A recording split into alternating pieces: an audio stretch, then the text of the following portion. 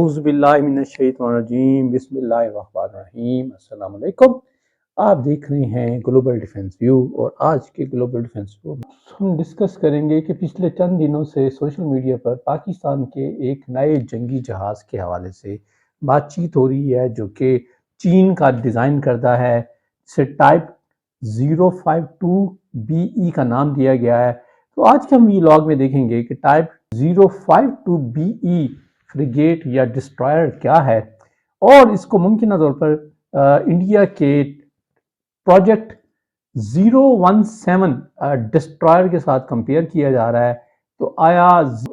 P017 destroyer میں کس نوعیت کی خوبیاں ہیں، اور اس کے ساتھ ساتھ اگر یہ ٹائپ 052BE پاکستان نیوی کو مل جاتا ہے تو اس سے اس خطے میں کیا اثرات مرتب ہوں گے۔ تو شروع کرتے ہیں آج کا ویلاگ۔ حال ہی میں چین کے سوشل میڈیا پلیٹ فارمز پر گردش کرنے والی تصاویر نے علاقائی اور بین الاقوامی دفاعی حلقوں میں شدید قیاس آرائیوں کو جنم دیا ہے، جو ممکنہ طور پر جنوبی ایشیائی بحری حرکیات میں ایک نئے باب کے ابھرنے کا اشارہ دے رہی ہیں۔ ان تصاویر میں ایک نئے ڈیزائن کردہ جنگی جہاز کو دکھایا گیا ہے، جسے ٹائپ 052BE کا نام دیا گیا ہے، جو چین کا تیار کردہ جدید ترین بحری لڑاکا جہاز ہے، جسے اگر تعینات کیا جاتا ہے تو یہ بحر ہند میں پاکستان کی میری ٹائم پاور پروجیکشن کی صلاحیتوں کو نمایاں طور پر بڑھا سکتا ہے۔ فوجی مبصرین کا کہنا ہے کہ ٹائپ 052BE خاص طور پر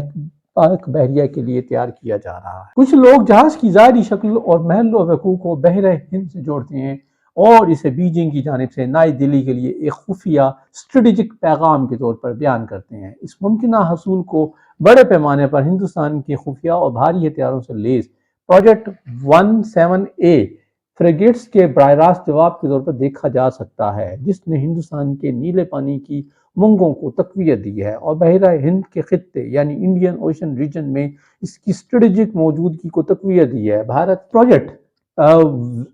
17A کے تحت تیار کیا گیا P17A 6700 ٹن وزنی اسٹیلتھ فریگیٹ ہے، جسے ملٹی رول آپریشنز کے لیے تیار کیا گیا ہے۔ سن 2019 میں شروع ہونے والا ان بحری جہازوں کو جدید ہتھیاروں سے لیس کیا گیا ہے، جس میں BrahMos super sonic cruise missile 290 میل کی دوری پر ہدف کو نشانہ بنانے کی صلاحیت رکھنے والا بھارت اور روس کا مشترکہ میزائل اور فضائی دفاع کے لیے زمین سے فضا میں مار کرنے والا براک 8 میزائل سسٹم شامل ہے۔ P17A میں 76 millimetre active electronic scanned array radar type 052BE جہاز پاکستان کے طور پر چینی Z9 جیسے درمیانی ہیلی کاپٹر کو جگہ دینے کی صلاحیت رکھتا ہے، جسے پاکستان پہلے ہی چلا رہا ہے۔ ایک نمایاں عمودی لانچ سسٹم میں ممکنہ طور پر اینٹی شپ، اینٹی ایئر اور اینٹی آبدوز ویریئنٹس میزائل شامل ہیں۔ جہاز میں مشین گن ممکنہ طور پر 76 ملی میٹر یا 100 ملی میٹر توپ اور آنے والے خطرات کے خلاف پوائنٹ ڈیفنس کے ساتھ ایک کلوز ان ہتھیار نظام بھی شامل ہے۔ فلیٹ پینل سرے سے لیس ریڈار ماسٹ ایک فعال الیکٹرونک سکینڈ ایرے ریڈار کی استعمال کی نشاندہی دیتا ہے، جو جدید بحری جہازوں میں ایک نشانی ہے جو صورتحال سے آگاہی کو بڑھانے کے لیے ڈیزائن کیا گیا ہے۔ لیکن نہ تو بیجنگ اور نہ ہی اسلام آباد نے سرکاری طور پر ٹائپ 052BE پروگرام کی موجودگی تصدیق کی ہے، جس سے تجزیہ کاروں نے یہ سوال اٹھایا ہے کہ آیا یہ خریداری کا حقیقی اقدام ہے یا چین کے کلاسک اسٹریٹجک ابہام نظریے کا ایک اور اظہار ہے۔ جس طرح کا ابہام طویل عرصے سے بیجنگ کے اسٹریٹجک ٹول کٹ کا حصہ رہا ہے، جس میں انفارمیشن وارفیئر، گرے زون کی حکمت عملی اور نفسیاتی کارروائیوں کا فائدہ اٹھاتے ہوئے حریفوں کو توازن اور قیاس آرائیوں سے دور رکھا جاتا ہے۔ ٹائپ 052BE کی تصاویر ظاہری شکل چینی جہاز سازوں کی جانب سے ممکنہ خریداروں کی دلچسپی کا اندازہ لگانے کے لیے بھی ایک سوچی سمجھی چال ہو سکتی ہے۔ ایک ایسا حربہ جو بیجنگ کی تاریخ سے مطابقت رکھتا ہے، جس میں پیداوار سے پہلے کی جانچ پڑتال کے لیے سوشل میڈیا لیکس کا استعمال کیا جاتا ہے۔ تاہم ٹائپ 052BE کا لقب بھی سوال اٹھاتا ہے، کیونکہ چین کی ٹائپ 052 سیریز عام طور پر تباہ کن جہاز یعنی ڈسٹرائر سے ہے، جبکہ فریگیٹ کا سیریل نمبر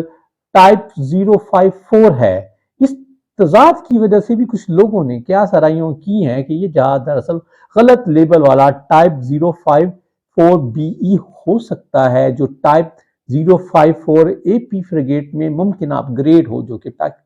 پہلے ہی پاکستان کے اسلحہ خانہ میں موجود ہے۔ یعنی ترک کلاس کی صورت میں پاکستان آلریڈی ٹائپ 054 اے پی فریگیٹ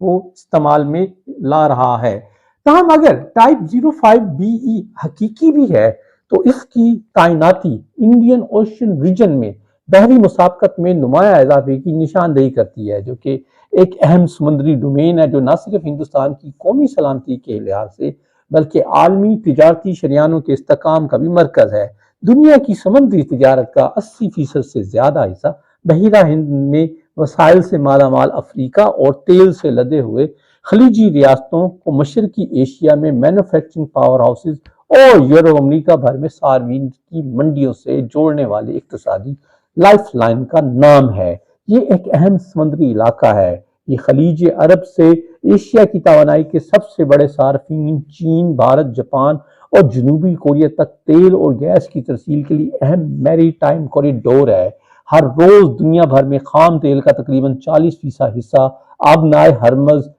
باب المندب اور آبنائے ملاقہ سے گزرتا ہے، جو بحر ہند سے منسلک ہیں۔ انڈین اوشن ریجن میں استحکام نہ صرف بھارت، سری لنکا، انڈونیشیا اور ملیشیا جیسی علاقائی ریاستوں کے لیے اہم ہے، ان پانیوں میں بلکہ عالمی سپلائی چین کے لیے بھی اہم ہے کہ یہاں ایک معمولی رکاوٹ بھی دنیا بھر میں معاشی جھٹکے پیدا کرنے کی صلاحیت رکھتی ہے۔ ان پانیوں میں فوجی طرز عمل یا بحری مشقوں میں بھی کسی قسم کا اضافہ بحر ہند اور بحر الکاہل کے وسیع تر سلامتی ڈھانچے اور عالمی معیشت کے لیے دوررس نتائج کا حامل ہے۔ بھارت کے لیے بحر ہند محض ایک تجارتی راستہ ہی نہیں بلکہ اس کے جنوبی حصے کو گھیرے ہوئے ایک سمندری گڑھ کا نام بھی ہے، جس کے ذریعے اس کی 90% سے زیادہ بیرونی تجارت اور اس کی توانائی کی درآمدات کا بڑا حصہ بہہ رہا ہے۔ بھارت کا نیول ڈاکٹرائن بحر ہند پر کنٹرول کو اپنی معاشی لائف لائن کے تحفظ، علاقائی قیادت پر زور دینے اور بیلٹ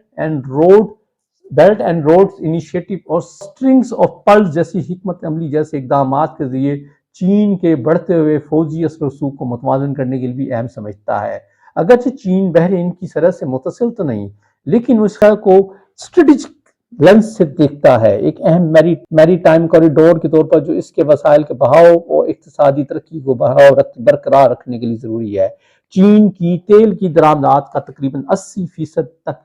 80% آبنائے ملاقہ سے گزرتا ہے، جو مغرب کی طرف سے بحر ہند سے گزرتا ہے، جس سے ان سمندری راستوں کی حفاظت بیجنگ کے لیے ایک اسٹریٹجک ترجیح ہے۔ چین باضابطہ طور پر دوہرے استعمال کی بندرگاہوں کا نیٹ ورک بنا رہا ہے، جس میں خاص طور میں پاکستان میں گوادر اور سری لنکا میں ہیمبن ٹوٹا، جبکہ بحر ہند کے ساحلی ممالک کے ساتھ دفاعی شراکت داری کو فروغ دے رہا ہے تاکہ اپنی موجودگی کو مستحکم کیا جا سکے۔ یہ توسیع پذیر سمندری انفراسٹرکچر نہ صرف اپنی بندرگاہوں سے دور چین کی بحری کارروائیوں کی حمایت کرتا ہے بلکہ لاجسٹک قدم بھی فراہم کرتا ہے، جس سے بحران کے وقت تیزی سے فوجی بنایا جا سکتا ہے۔ بڑھتے ہوئے اسٹریٹجک مفادات نے بحر ہند کو بڑی طاقتوں کی دشمنی کا مرکز بھی بنا دیا ہے، جو صدر کے زمانے کے بحری تنازعات کی باز گشت ہے۔ اب لیکن آبدوزوں، ڈرونز اور طویل فاصلے تک مار کرنے والے اینٹی شپ میزائل سسٹم کی بڑھتی ہوئی موجودگی کی وجہ سے یہ اور بھی پیچیدہ ہو گیا ہے۔ حالیہ برسوں میں چینی آبدوز بشمول روایتی اور جوہری ہتھیاروں سے چلنے والی اقسام نے بحیرہ ہند میں کام کیا ہے، جس سے نئی دہلی میں ممکنہ نگرانی، سمندری ایریا ڈینائل اور ایریا ایکسس کارروائیوں اور پیپل لبریشن آرمی نیوی کی جانب سے زیر آب ڈومین کے متعلق آگہی کی کوششوں پر تشویش پیدا ہوئی ہے۔ اسی طرح بھارت اور پاکستان میں جو درینہ حریف بھی ہیں، سمندر میں اپنے مقابلے کو تیز کر رہے ہیں اور ان کی دہائیاں پرانی دشمنی میں بحری جدت کاری ایک نئی سرحد کے طور پر ابھر رہی ہے، کیونکہ ہندوستان کی 95% سے زیادہ تجارت ان سمندری راستوں کی حفاظت پر منحصر ہے، لہذا نئی دہلی کے لیے بحر ہند پر غلبہ حاصل کرنا کبھی بھی اتنا ضروری نہیں رہا تھا۔ اگرچہ پاکستان کی بحری صلاحیتیں بھارت کے مقابلے میں معمولی ہیں، لیکن چین کی جانب سے پاک بحریہ کو جدید خطوط پر استوار کرنے میں مسلسل سرمایہ کاری بشمول جدید ٹائپ 054 پی اے فریگیٹس، ہنگور کلاس آبدازوں اور ممکنہ طور پر اب 052 بی ای کی فراہمی علاقائی بحران کو توازن کو تبدیل کرنے کی ایک اور اہم کوشش ہے۔ پاک چین بحریہ کا یہ بڑھتا ہوا گٹھ جوڑ نہ صرف بھارت کی سمندری برتی کو چیلنج کرتا ہے بلکہ بحر ہند کے اسٹریٹجک ڈھانچے کو بیجنگ کے حق میں اثر نو تشکیل دیتا ہے۔ جوں جوں تناؤ بڑھتا جا رہا ہے اور صلاحیتوں میں اضافہ ہو رہا ہے، بحر ہند 21ویں صدی کی عظیم طاقتوں کے مقابلوں کا فیصلہ کن سمندری تھیٹر بننے کے لیے تیار ہے۔ یہ تھا جی آج کا وی لاگ، امید ہے آپ کو پسند آئے گا۔ اگر آپ کو یہ وی لاگ پسند ہے تو گلوبل ڈیفنس ویو کو لائک کریں، شیئر کریں اور کامنٹ سیکشن میں اپنا فیڈ بیک ضرور دیں۔ السلام علیکم۔